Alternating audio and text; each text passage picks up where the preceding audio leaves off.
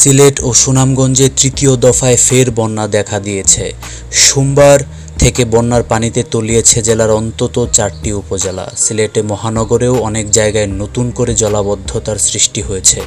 এর মধ্যে নগরীর মির্জাজাঙ্গাল, মণিপুর, রাজবাড়ী, তালতলা, জামতলা, কুয়ারপাড়, শিবগঞ্জ, শাহজালাল উপশহর, হাওড়াপাড়া, যতরপুর, মেন্দিবাগ, তোপখানা এই সকল এলাকায় জলাবদ্ধতার সৃষ্টি হয়েছে। এতে ভোগান্তিতে পড়েছেন স্থানীয় আদিবাসীরা। এই সময় পানি বৃদ্ধির কারণে সুনামগঞ্জ জেলা সদরের সাথে বিভিন্ন উপজেলার সড়ক যোগাযোগ বিচ্ছিন্ন হয়ে পড়েছে। সিলেট ও সুনামগঞ্জ সোমবার দিন ও রাতে অবিরাম বৃষ্টি হয়েছে। একদিকে অবিরাম বৃষ্টি আর অন্যদিকে উজান থেকে নেমে আসা পাহাড়ি ঢলের কারণে সিলেট ও সুনামগঞ্জের সবগুলো নদ নদীর পানি বেড়ে ও নতুন নতুন এলাকায় প্লাবিত হয়ে চলমান বন্যা পরিস্থিতি আরও অবনতি হয়েছে।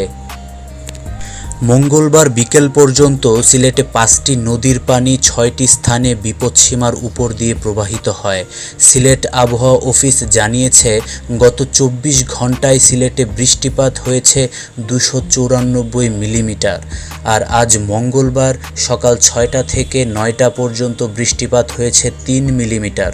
সংশ্লিষ্টরা বলছেন, আগামী 3 দিন সিলেটে ও উজানে ভারী বৃষ্টিপাত হওয়ার আশঙ্কা রয়েছে।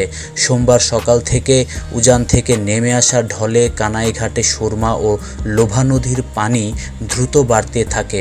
ফলে আগে থেকেই ক্ষতিগ্রস্ত সুরমা ডাইকের অন্তত 18টি স্থান দিয়ে সুরমা ও লোভা নদীর পানি লোকালয়ে প্রবেশ করে উপজেলায় 9টি ইউনিয়নে ও পৌরসভায় প্রত্যন্ত জনপদ ফের বন্যার পানিতে তলিয়ে গেছে। স্থানীয় প্রশাসন বলছে, নদীর পানি বেড়ে যাওয়ায় আবারও বন্যা পরিস্থিতি দেখা দিয়েছে।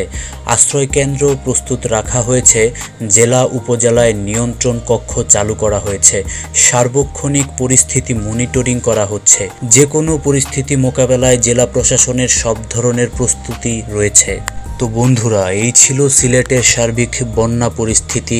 আমরা দোয়া করি সিলেটের মানুষ রক্ষা পাক বাংলাদেশ।